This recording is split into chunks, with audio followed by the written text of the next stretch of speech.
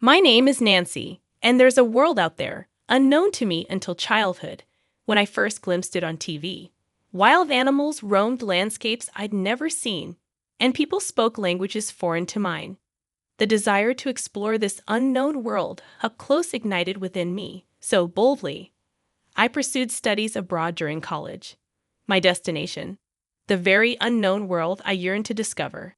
Despite the language barrier, the people thrived, and the land teemed with creatures amidst breathtaking landscapes. Eager for others to share in this wonder, I secured a job at a travel agency. Responsible for tour planning, I drew upon my study abroad experiences, managing everything from site inspections to negotiations. Balancing work and personal life, I married Daniel, whom I met through work. Yet, a problem surfaced with my mother-in-law, Barbara. Firm in her belief that women should remain homemakers post-marriage, Barbara clashed with my modern views. Though I respected her perspective, I couldn't let her dictate my life. To evade living under her roof, I proposed buying a house to Daniel, believing it would alter perceptions. Daniel readily agreed, and we acquired a home. However, Barbara's visits became frequent, disrupting our weekends with noise and unwelcome opinions. Despite the tension, Barbara nonchalantly announced an upcoming trip, assuming I'd join. When I hesitated due to work commitments, she accused me of neglecting family. Feeling cornered, I acquiesced, though begrudgingly. As tension simmered, Barbara, with a sly tone, reminded me of my profession, insisting I handle the trip arrangements. Reluctantly, I obliged, concealing my irritation. The destination? London, where my study abroad journey had unfolded. I still have many connections there. It might be challenging for other regions, but perhaps I can manage London. All right, I'll give it a try. I've already got the plane tickets, so just book the hotel. Odd, you've booked the flight, but not the hotel. I managed to get the tickets by redeeming my card miles for first-class seats. Barbara grinned with evident delight. Daniel, leaning in, remarked, "First class, seriously, Mom?" "Yes, it's a first-class trip abroad," Barbara confirmed, her grin widening. "We'll depart at 9:30 p.m., so you can work until the last minute," she added cheerfully. Although her enthusiasm seemed genuine, I couldn't ignore the mountain of branded goods piled on the sofa. "I see," I said, catching on to the implication of her joy. Realizing the need to secure accommodations quickly, I decided to leverage my old contacts from my study abroad days to secure a hotel referral. Making a call, I arranged for accommodations for 4 people in 2 rooms. On the day of the trip, the short notice left me unable to take the day off work. Barbara instructed me to meet at the airport by 6:00 p.m. If I wrap up work soon, I can make it, I reassured myself. Suddenly, Barbara called. "Hello, Barbara," I answered. "Nancy, are you done with work?" she inquired. "I'm just leaving the office now, so I'll be at the airport after 6:00 p.m. "Oh, that's too bad," Barbara responded.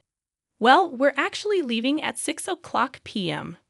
"Ah, no way!" I exclaimed, rushing back to my desk to check the flight schedule. London. I found the 9:30 p.m. flight I initially heard about, but there was also a flight leaving after 6:00 p.m. Could it be this flight after 6:00 p.m.? Yes. So the family is going without you. I felt furious. How could she plan so thoroughly to leave me out? Unforgivable. But showing my frustration would play into Barbara's hands. I had to hide my feelings, even if it meant putting on a brave face. Clenching my teeth, I said to Barbara, "I'm the one who booked the hotel, so Daniel knows the hotel name. You can't do anything now." I could hear Barbara laughing on the other end. Annoyed, I said, "Go without me then." "That's better." "We don't need a useless wife like you," she retorted. "Useless? What do you mean? Don't you know what you neglect? Housework for your job." "Daniel is complaining," she continued. "True, I'm busy with work, but I've never slacked off on housework." "Why would Daniel complain? Can I speak to Daniel?" I asked.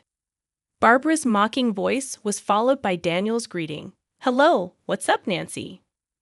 What do you mean you're complaining about me? I asked him. Just that you're always at work and neglecting me, he responded. Neglect?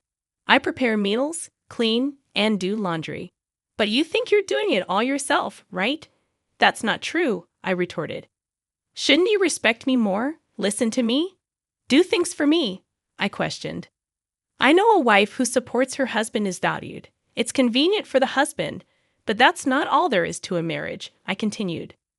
I never badmouth Daniel in public, always praising him, but not when it's just the two of us. But we need to speak our minds when alone. Otherwise, our relationship would fall apart, and I'd become nothing but a servant to Daniel. Yet he kept complaining about me, I explained. So, you think you can act all high and mighty because you earn more? I challenged him. Not at all, he replied. That annoys me, and you're leaving me behind for that? I asked incredulously.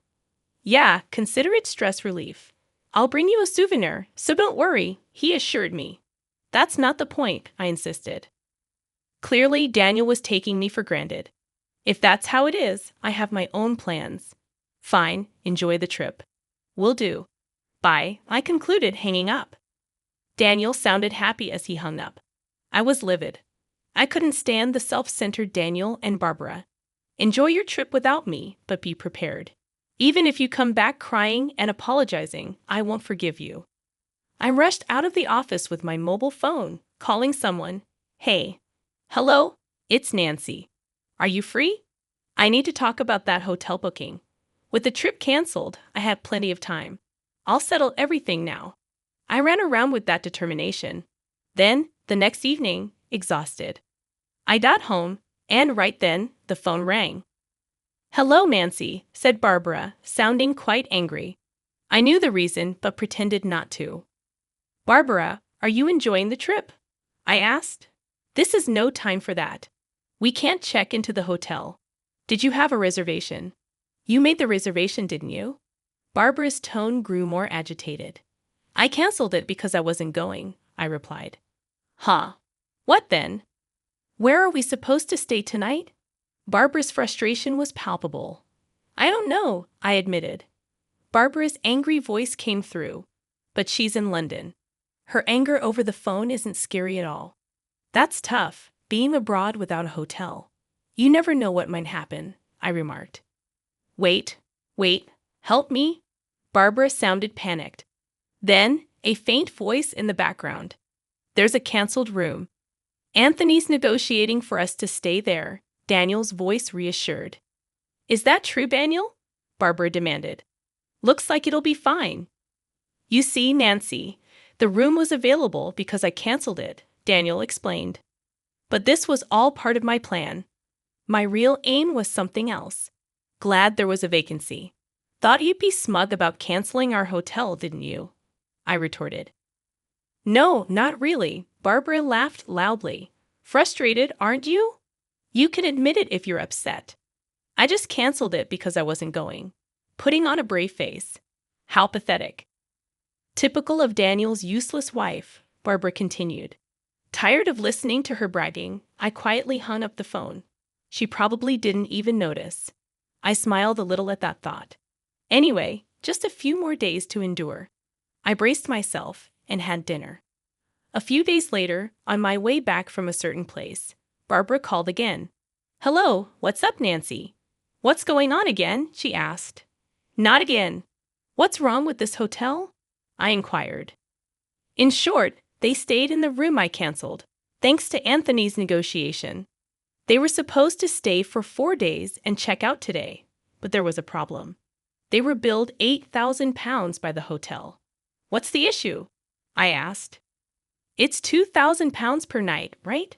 That's about $2,500 per night in dollars. Ridiculous. It's for 2 rooms, right? So, about $1,200 per room. You told Daniel it was $300 per room per night. Yes, I did. So it should be $600 for 2 rooms. Why is it 4 times? I was astonished that they stayed without even checking the room rates. Well, I anticipated this, so I set it up accordingly. Anyway, Barbara making a fuss on the phone must be bothering others. I should calm her down. Hey, Nancy, can you hear me? Barbara's voice echoed through the phone. Barbara, can you be a bit quieter? I interjected. Why did you lie? She accused, without reflecting on herself. Exasperated, I began to explain to Barbara. The $300 rate was because I made the reservation. Huh, so because it was last minute? She questioned. I asked a friend who runs a hotel, I replied. A friend of yours? She inquired. Their hotel offers rooms for around $600 for 2 people, I explained. Then why $11,200? Barbara sounded flustered. That's the rate for a really nice room. My friend did me a favor, I clarified. A favor. Barbara sounded taken aback. When I heard from Barbara, there was no time left for the trip, so I told my friend any available room would do. The only vacancy was an expensive suite. My friend kindly gave a discount. I continued. Barbara left me behind without asking. I immediately told my friend the situation and got the room canceled. But I couldn't just leave Barbara and the others without a hotel, so I asked to accommodate them at the regular price if they came. I knew Barbara, having heard about the hotel from Daniel, wouldn't check the price. And I was right. Come on, you should have said that. Yelling won't help. Please make sure to pay, I urged. We're not paying, Nancy. You pay, Barbara retorted. But if you don't pay, you'll be arrested, I warned. Arrested. Of course, troubles abroad can be messy. Are you okay with that? Barbara seemed at a loss for words. As I was about to hang up, thinking I had won, Barbara shouted, Don't mess with me. You'll regret this when I get back. That's fine, but we're strangers now, right? I responded. Huh. Why? Barbara sounded confused. Well, you said it was a family trip. So since I'm not there, I'm not family, right? I reasoned. Before she could finish, Anthony's voice came from the phone. What's all this yelling about? Be quiet. It's embarrassing. Seizing the opportunity, I called out to him, Anthony, are you okay? How's your cold? I never had a cold in the first place. What's going on? Anthony's voice was filled with concern. It seemed Anthony took the phone from Barbara. His voice grew louder. Nancy, can you explain everything? I can, actually. I told him everything from the beginning. I see. So that's why you didn't come. I'm sorry. I wanted to go. Anthony's voice softened. No, Nancy, you're not at fault. It's Barbara and Daniel. Anthony affirmed. From afar, I heard a whimper. Barbara and Daniel seemed frightened by Anthony's anger. Realizing this, an idea came to me. Should I tell Anthony what Barbara has been doing? I thought so. Anthony, can I tell you something? I asked hesitantly. What is it?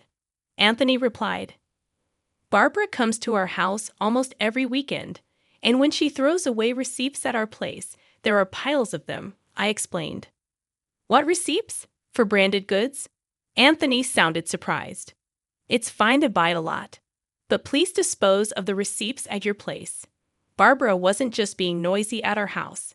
She was secretly buying branded goods and disposing of the receipts at our place to hide it from Anthony, thinking she wouldn't get caught this way. Of course, I concluded. I'm a witness, so it's pointless. But it seemed Anthony didn't know. That's interesting to hear. Also, please tell her to stop bad-mouthing you at our place. She talks about me too. Yes, she says you don't earn much. Daniel, too, calls him a useless dad, I think. Anything else? Anthony prompted. So I spilled all my pent-up frustrations to Anthony. Of course, some of it wasn't directly related to Anthony, but he listened silently. At the end, he apologized to me. I'm sorry. Now I understand. Understand what? Why Barbara didn't want to use her card to pay for the hotel. Maybe probably because the cost was much higher than she expected, close to her credit limit. I'm sorry, whoever's voice interjected. That was unforgivable. All your wasteful spending, Barbara. I want a divorce. Please don't do that. Anthony's shouting was followed by Barbara's pitiful voice. He also yelled at Daniel. Daniel, why don't you defend your wife? That's Don't come to my house anymore. Reflect on this alone, Anthony said firmly. Yes, sir. Daniel sounded unusually obedient. Probably he thought being banished from his parents' house wasn't a big deal. That's when I struck the final blow. So, Daniel, looks like you're going to live alone now, huh? What do you mean? Suddenly, Daniel's voice got louder. He must have grabbed the phone. I moved my phone a bit away and told him the situation. Daniel, I want a divorce. A divorce? You're joking, right? No, I'm serious. I've already sold the house. You sold it? Why would you do that without telling me? That's our house. No, it's my house. But I was paying the mortgage too. No, you weren't. What do you mean? I was giving you part of my salary every month. That was for living expenses. A few hundred isn't enough for the mortgage. Daniel had been giving me a few hundred monthly. It helped with living expenses, but not enough for the mortgage. So I paid it alone. The house was in my name, so there was no room for complaint. This incident made me decide to divorce Daniel. I sold the house full of unpleasant memories of living with him. So you'll be living alone now. Wait, think it over. No, it's decided. I'll contact you once I find a place. Then I'll send you the official notice. Official notice? Of course, I'll be claiming compensation in the divorce. Wait for me. Daniel was crying on the other end, but I didn't care. I hung up the phone.